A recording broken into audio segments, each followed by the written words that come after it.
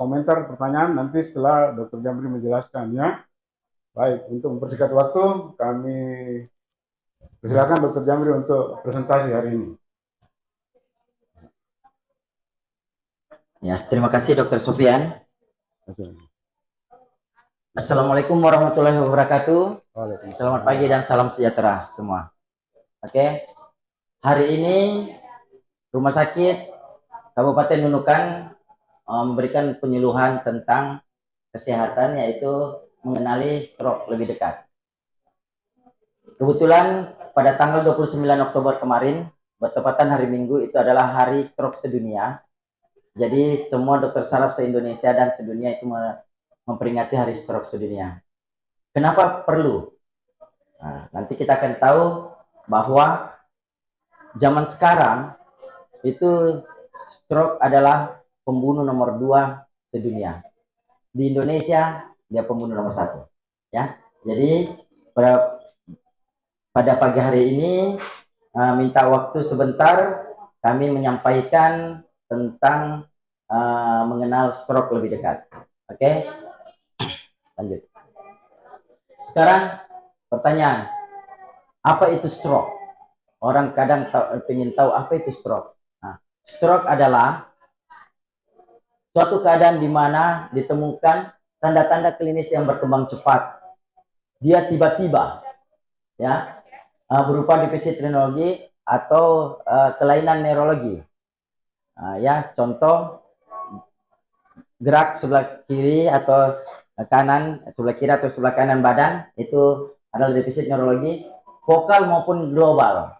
Vokal itu baik cuma lidahnya atau seluruh badannya, ya, yang dapat memberat dan berlangsung selama 24 jam. Jadi kalau tidak berlangsung 24 jam, kita belum bisa mengatakan dia stroke. Dia namanya TIA, trans ischemic attack, ya, dan atau dapat menyebabkan kematian. Jadi ada orang tiba-tiba mati, tiba-tiba ditemukan di kamar mandi sudah tidak sadarkan diri, meninggal dunia. Orang bilang jantung, padahal dia ada kena stroke, ya. Stroke terjadi karena otak tidak mendapatkan pasokan darah, ya, yang membawa oksigen sehingga sel-selnya itu mati. Jadi otak di kepala itu tidak mendapat aliran darah dan otak tidak dapat makanan, akhirnya mati. Seberapa sering kasus stroke? Nah, kita akan lihat 12,2 juta kasus baru stroke per tahun. Jadi setiap tahun itu sebanyak 12 juta orang kena stroke. Ya, satu kasus setiap 3 detik. Jadi kita ini setiap 3 detik 1, 2, 3 ada lagi yang kena stroke. 1, 2, 3 ada yang kena stroke.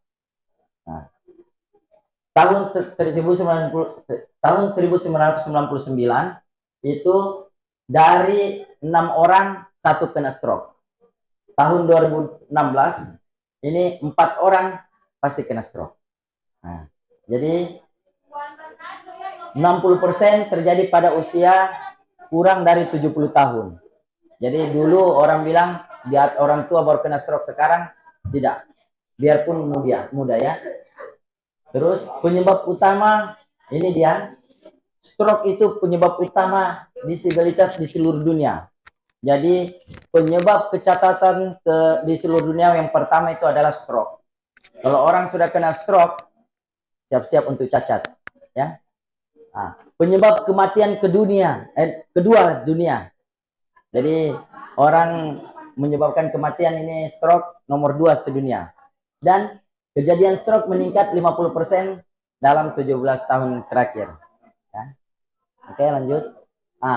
Apa-apa jenis stroke? Ini sebenarnya jenis stroke banyak, tapi kita singkat jadi 2, yaitu 1 stroke tersumbat yang sebelah kanan itu, dan stroke pendarahan yang sebelah kiri.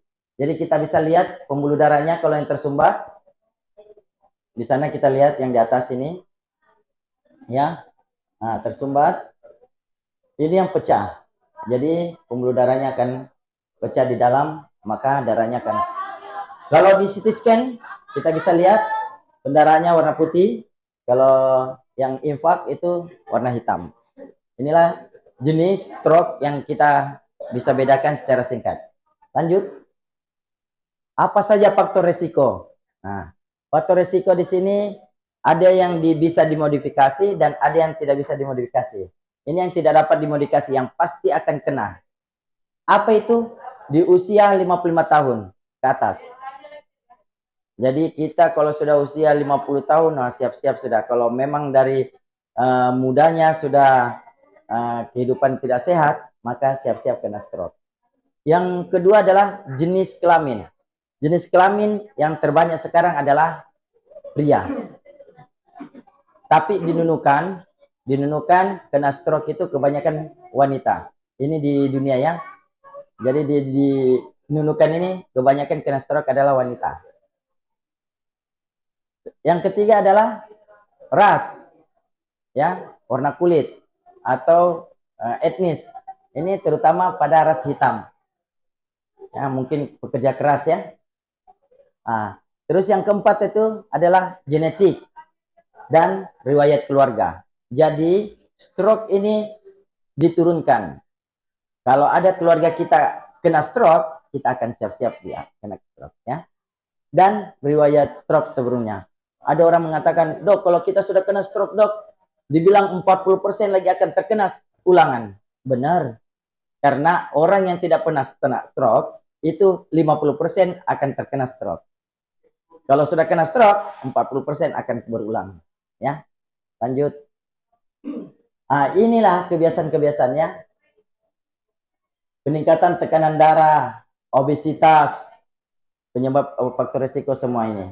Ya, kadar gula darah tinggi, DM ya. Pola makan yang buruk, yang katanya dokter Sofian tadi ya.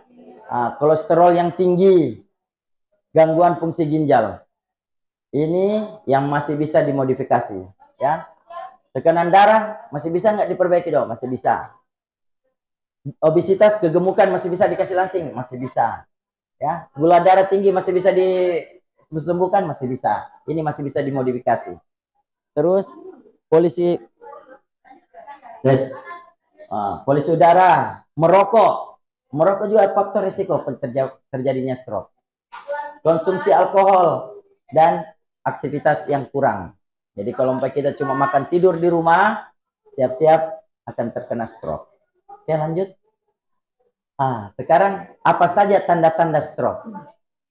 Jadi kalau kita di rumah, ingat slogannya, segera ke rumah sakit, segera ke RS, ya. Jadi apa itu SE-nya? Nah, senyumnya tidak simetris. Jadi kalau sudah di rumah kita terkena mulutnya mencong, siap-siap, ya. Apalagi G-nya, gerakan separuh anggota tubuh yang lemah, tiba-tiba. Keram-keram sebelah, kalau dua-duaan jangan khawatir. Tapi kalau sudah sebelah, siap-siap. Terus, bicaranya pelo, ya, cadel, tiba-tiba. Ini tanda-tanda stroke. Terus, kayaknya tuh kebas atau baal, kesemutan separuh badan, ya. Terus R-nya apa? Rabun tiba-tiba. Jadi kalau kira-kira kita pas tiba-tiba penglihatan kita kurang baik, segera ke rumah sakit ya. Terus yang S-nya adalah sakit kepala yang hebat. Jadi kalau orang tiba-tiba sakit kepala, tidak sadar, dosa pikir macam-macam. Dosa dipikir bilang, ini kena guna-guna, ini kena. Segera ke rumah sakit, insya Allah CT scan kita sudah ada, kita CT scan, mungkin dia akan kena stroke ya. Oke, lanjut. Apa yang harus kita lakukan bila ada tanda stroke? Kita sudah kenali tadi itu tanda-tanda stroke, segera ke RS, segera ke rumah sakit. Nah, sekarang apa yang akan jika ada gejala stroke? Yaitu, lanjut. Segera ke rumah sakit, sudah tadi kita tahu. Semakin cepat kita mendapatkan pengobatan, penderita stroke itu akan tergolong mengurangi risiko kematian atau kecacatan permanen. Jadi makin cepat kita berpacu dengan waktu, makin cepat kita tangani, maka kecacatan bisa kita kurangi sekian persen. Oke, ini dia periode emas penanganan stroke. Jadi di sini jika kita terkena stroke, langsung dibawa ke rumah sakit, kurang dari 4,5 jam, kemungkinan perbaikan akan kita dapatkan maksimum. Ya, jadi kurang dari 2 jam kita mendapatkan obat stroke di rumah sakit. Kalau kurang dari 4,5 jam, kita masuk dalam rumah sakit, ada namanya trombolisis. Jadi kita akan kasih terapi trombolisis, itu akan menghancurkan dan mempercepat aliran darah yang tersumbat. Jadi kalau kurang dari 2 jam lebih bagus lagi. Cuma kendalanya kita di sini jaraknya jauh, 7 kilo, 8 kilo dari kota. Sampai di sana susah cari PT-PT ke sini. Jadi untuk dapat waktu emas ini sangat jarang. Jadi biasanya lagi ditambah lagi tidak ada yang angkat, tidak ada yang dok. Jadi akhirnya sampai di sini 24 jam, lebih dari 24 jam ya. Oke, lanjut. Bagaimana cara mencegah stroke? Ini nanti pertanyaan pasti banyak. Kalau kita di rumah bagaimana dok? Oh, ada dok, ditusuk telinganya lah, jarinya lah, tidak ada hubungannya. Ya, kalau kita kena stroke, biar kita tusuk semua jari kita, pasti akan kena cacat kalau tidak ditangani dengan baik. Ya, jadi ingat lagi nih, dia punya slogan, cerdik. Apa itu cerdik? C-nya, cek kesehatan secara rutin. Ya, jadi kita harus cek kesehatan secara rutin. Kedua, E-nya, enyahkan asap rokok. Ya, jadi yang merokok ya siap-siap. Terus R-nya, rajin aktivitas fisik, olahraga. Jangan terlalu berlebihan juga, ya. Dan D-nya, diet seimbang. Jadi kita harus diet seimbang. Bukan kita disuruh diet tidak makan nasi dan ya, dietnya seimbang. Dan I-nya, istirahat cukup. K-nya, kelola stres. Jadi orang yang stres rentan kena stroke. Ya. Jadi banyak orang bilang, saya tidak stres dok. Betul. Tidak ada pencuri mau mengaku bahwa saya pencuri dok. Saya pencuri Pak Polisi karena kan penuh penuh kantor polisi ya. Ya begitu juga ini. Jadi apa pesan yang bisa kita bawa untuk di rumah? Yaitu stroke ini adalah suatu kegawatan. Jadi kalau kita kena stroke atau keluarga kita kena stroke, dosa sudah dipikir bilang ini adalah kiriman dari tetangga, kiriman dari ini dan itu, bawa langsung ke rumah sakit. Itu adalah keadaan kegawatan. Kedua, pengenalan segera gejala stroke oleh diri sendiri. Tadi kita sudah kenal apa gejala stroke, segera ke RS, segera ke rumah sakit. Lanjut, gejala stroke pasti terjadi secara mendadak. Tidak ada yang demam dulu, tidak ada. Demam dulu, terus menggigil dulu, baru kena stroke, tidak ada. Namanya stroke pasti mendadak. Ya. Jika didapatkan gejala tersebut, ingat tadi, apa slogannya? Segera ke RS. Jangan ditunda-tunda. Oke, lanjut. Thank you. Jadi, ini aja yang bisa kita sampaikan. Memang sangat singkat karena untuk awam. Jadi, memang untuk memperingati Hari Stroke Sedunia, maka kami dari Dokter Sahrab seluruh Indonesia mensosialisasikan tentang gejala dan bahayanya penyakit stroke. Jadi sekarang sudah digaung-gaungkan di seluruh Indonesia, dibuat satu alat yang canggih, yaitu namanya DSA atau biasa orang kenal dengan cuci otak. Alhamdulillah, Nunukan juga sudah dapat alatnya. Kemungkinan tahun depan beroperasi, ya Dokter Sofiannya. Ya. Kemungkinan beroperasi tahun depan. Jadi kita tidak perlu capek-capek, tidak perlu jauh-jauh pergi ke Jakarta, pergi ke luar negeri, di Nunukan juga bisa. Ya, sekian. Billahi taufiq wal hidayah. Wassalamualaikum warahmatullahi wabarakatuh. Saya kembali ke Dokter Sofian. Baik, terima kasih Dokter Jamri ya. Tadi kita sudah dengar paparannya tentang stroke ya. karena dia mendadak, jadi yang paling penting kita harus kenali tandanya, ya, atau faktor risikonya. Sebelumnya kan tadi itu berapa persen, cek tekanan darah, ya, kemudian pola makan. Itu kayaknya yang dua teratas itu yang menjadi faktor risiko. Sudah Jadi masuk sebelum di kena, ID. sebaiknya Sudah Bapak masuk Ibu di sekalian kalau ada waktu ya periksalah paling tidak tekanan darahnya dulu. Kemudian pola makannya diperbaiki, ya. Harus lebih banyak serat, lebih banyak buah, ya kan. Semakin tua, semakin tinggi umur, sebaiknya nasi dan sejenisnya itu dikurangi sudah, ya, karena itu bisa menjadi faktor-faktor penyebab inflamasi, ya, untuk kita, ya. Oh, Mungkin ada komentar atau pertanyaan atau apa saja, boleh dari Bapak Ibu, atau ada pengalaman. Tidak usah malu-malu. Oke, silakan.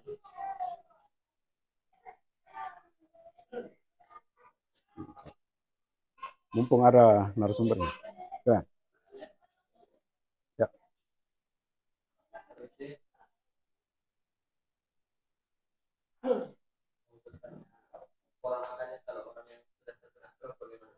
Baik. Yang lain apa lagi? Ada lagi? Itu aja.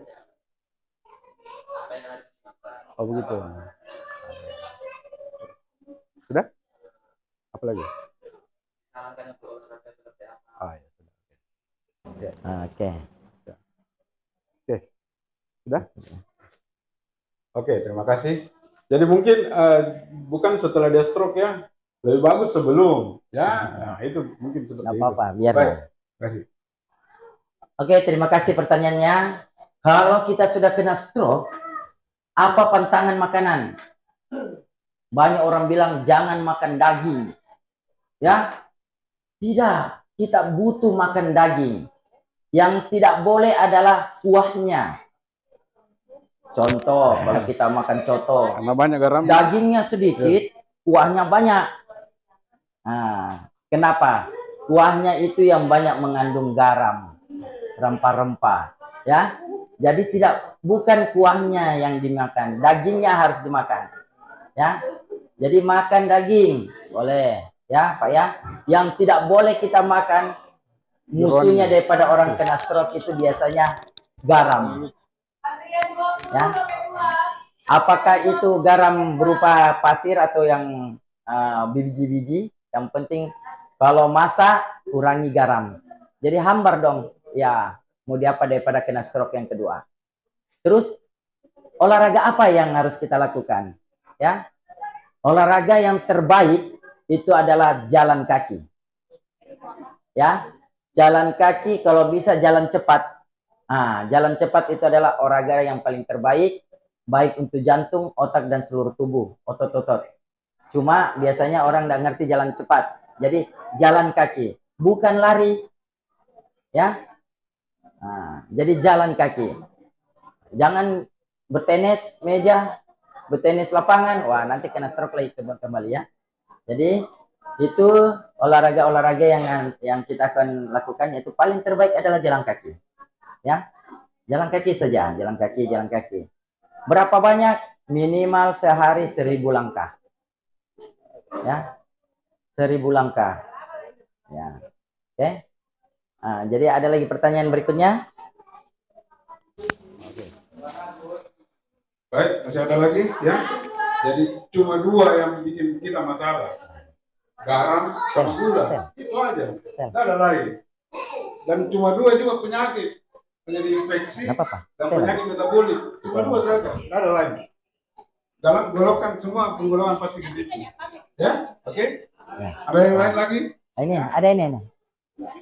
Oh, ada yang mau bertanya lagi atau komentar? Silakan. Mumpung ada narasumbernya. Ya, semua masalah tentang stroke apa saja yang kita mau tanyakan boleh. Oke. Jadi seperti yang katakan saya Dokter Jamri bahwa jalan kaki itu paling bagus. Memang itu untuk menurunkan berat badan itu paling bagus. Ya, jangan kita pilih olahraga yang cepat. Ya, misalnya lari atau bermain bulu tangkis, jangan. Jalan itu lebih bagus untuk menurunkan berat badan. Ya, termasuk modifikasi diet. Orang biasa bilang diet, jangan makan. Diet itu artinya makan sebenarnya, Iya. tapi komposisi makanan yang kita rubah, gitu loh. Ya, jangan konsultasi sama dokter spesialis gizi, nanti ada di sini. Boleh. Ada yang bertanya lagi? Komentar? Silakan. Tentang stroke.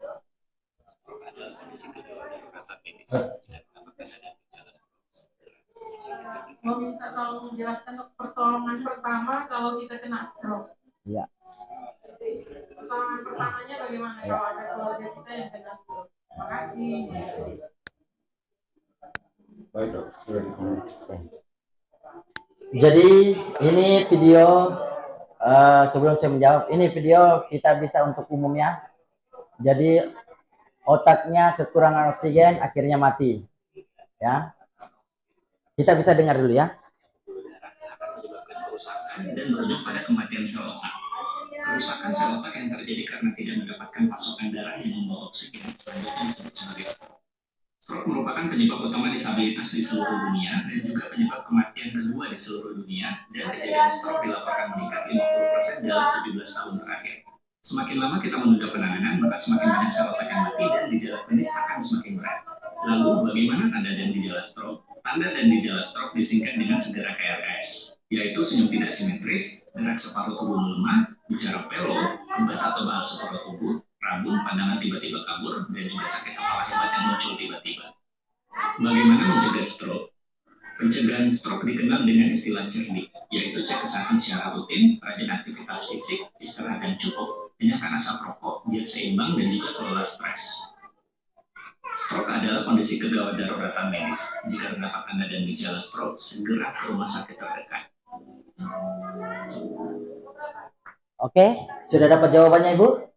Jadi kalau penanganan pertama pada orang kena stroke bukan ditusuk-tusuk. Ya. Panggil orang segera ke rumah sakit terdekat. Baik ke puskesmas atau kalau dekat dengan segera ke UGD. Itu penanganan karena apa? Karena kita berpacu dengan waktu, berlomba dengan waktu. Kita mau ambil dia punya waktu emas tadi, goal time-nya itu kita harus ambil. Kapan itu? Kurang dari 4,5 jam atau kurang dari 6 jam atau kurang dari 12 jam. Kalau kurang dari 12 jam itu kita bisa kembali 80%. Kurang dari 40 jam kita bisa kembali 99%. Kurang dari 24 jam ya kita bisa kembali 60%. Lebih dari 24 jam ya 50-50. 3 hari baru datang ya kursi roda. Ya. Jadi penanganan pertama di rumah, panggil orang segera ke rumah sakit. Ya. Nah, jadi kalau umpamanya kita dapat di wastafel, airnya penuh, dia tercungkup, jangan dibiarkan. Angkat atau di dalam bak, biasa bak mandi, dia lagi mandi, tiba-tiba kena serangan, kena stroke, itu tidak sadar, langsung tercelup di bak, angkat, jangan dibiarkan. Nah, itu. Angkat dulu, panggil orang, ya. Nanti bukan menyebab kematiannya adalah stroke, penyebab kematiannya adalah kenapa? Kelelep dengan air ya. Tenggelam dia. Jadi penyebab kematiannya adalah tenggelam. Stroke-nya mungkin bisa ditangani, tapi karena tidak diangkat dengan tenggelam, jadi akhirnya meninggal gara-gara tenggelam. Jadi segera ke rumah sakit, itu yang terbaik. Jadi kenapa kami segerakan ke situ? Karena orang awam tidak mengerti penanganannya. Ya, jadi kalau di rumah sakit langsung dipasangkan oksigen karena oksigen itu adalah makanan otak. Nah, kalau di rumah tidak ada pasti. Tunggu lagi ini, belum lagi dibaca-baca, belum lagi jadi segera ke rumah sakit untuk penanganannya. Oke, terima kasih, dia punya pertanyaan lumayan bagus. Ya. Jadi jangan lagi bilang kalau kena stroke, bicaranya langsung, wah ini kiriman dari tetangga, ini kekiriman dari lawan bisnis, ini tidak ya, kena stroke itu tiba-tiba. Oke, ada lagi pertanyaan? Jadi ilustrasi tadi itu bisa dikirimkan ke masyarakat semua. Kita bisa lihat, oh begini namanya kena stroke. Ya, ada penjelasannya sudah, segerakan. Ya. Apalagi yang mau dipertanyakan? Ya silakan. Supaya masuk di berita. Tadi kan bilang 55 tahun ke atas Pak ya. Oke. Oke. Oke, pertanyaannya, Dok, apakah orang tua yang harus kena stroke? Tidak. Nunukan tercatat 16 tahun dipegang oleh Semenggaris. Laki-laki 16 tahun kena stroke. Orang Semenggaris, laki-laki. Ya. Perempuan umur 22 tahun dipegang oleh masyarakat Sebatik. Ya. Jadi usia muda juga kena stroke.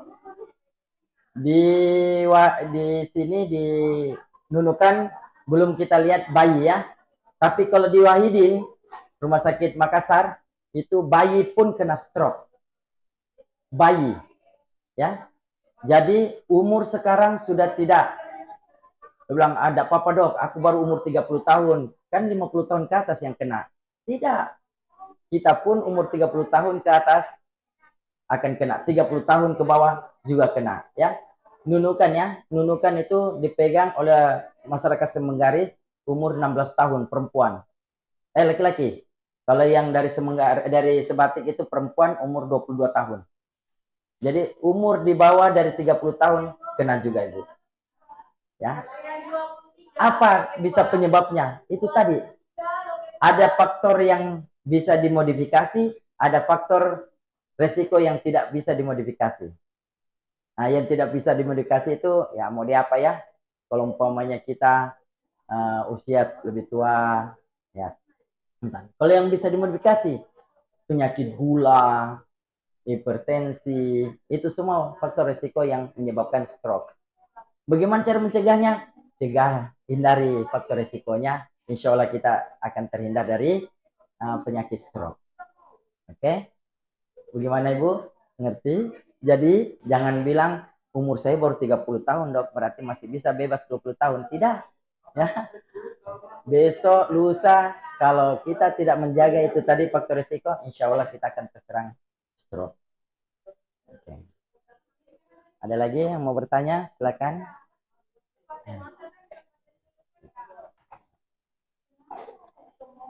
Oke dok, saya mau bertanya cek kesehatan. Cek kesehatan itu minimal berapa kali sebulan atau berapa sebulan berapa kali cek kesehatannya ya seperti gula, kolesterol dan lain-lain. Terima kasih. Faktor risiko yang bisa dimodifikasi itu adalah gula, kolesterol, asam urat. Ya, kalau gula itu bukan per bulan, ya, ada namanya HB1C itu per 3 bulan. Tapi kalau kita sudah kena gula, kita wajib per 3 hari. Haruskah di rumah sakit? Enggak. Kenapa? Biaya besar selalu ke rumah sakit. Jadi bagaimana dok? Kita beli alatnya. Ada yang 100.000 lebih. Kita cek di rumah. Habis makan atau sebelum makan obat, cek. Tiap hari boleh dok? Bisa setiap hari. Tapi minimal 3 hari sekali. Nah sekarang pertanyaannya. Kalau kolesterol dok? Kolesterol jangan dicek per bulan. Kenapa? Nanti kita stres. Dok, saya sudah makan obat ini, dok, obat mahal, obat ini. Kok kolesterolku tidak turun-turun? Iya, nanti 3 bulan sekali baru kita coba cek. Atau 6 bulan sekali. Makan obat rutin, 3 bulan minimal, atau 6 bulan sekali baru cek. Kalau per bulan, apalagi ibu-ibu ya, yang masih muda-muda, yang badannya langsing, ya, yang badannya langsing, nah itu pingin sekali, kalau perlu, dok, seminggu sekali, sebulan sekali, akhirnya apa? Stres. Saya sudah makan obat ini dok, saya sudah diet ini, saya sudah ini, kok kolesterol saya tidak turun-turun. Memang dia itu pelan. Jadi 3 bulan sekali pelan. Asam urat harus sebulan sekali kita lihat. Cek. Ya, gula kalau perlu tiap hari. Kalau orang yang sudah kena gula, kalau baru TTOG, toleransi glukosa terganggu itu bisa 3 bulan sekali. Ya.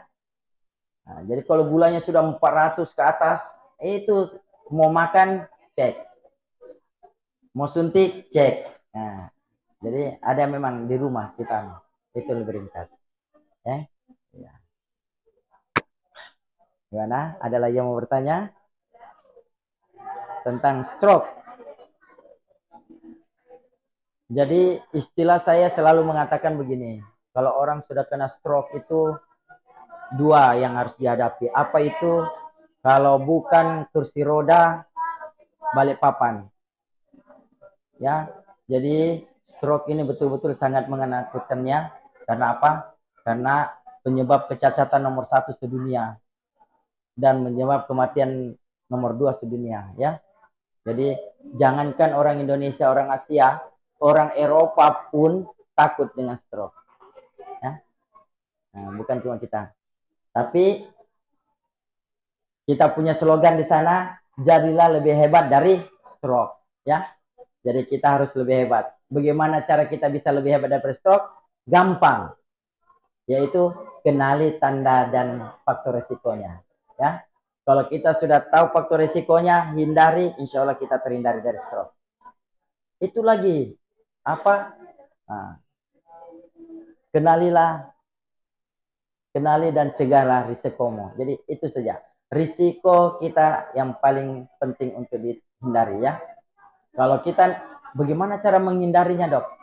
Kalau kita tidak kenal, kalau kita tidak tahu, bagaimana cara menghindarinya? Nah, inilah hari kita sudah tahu bahwa oh faktor risikonya ini.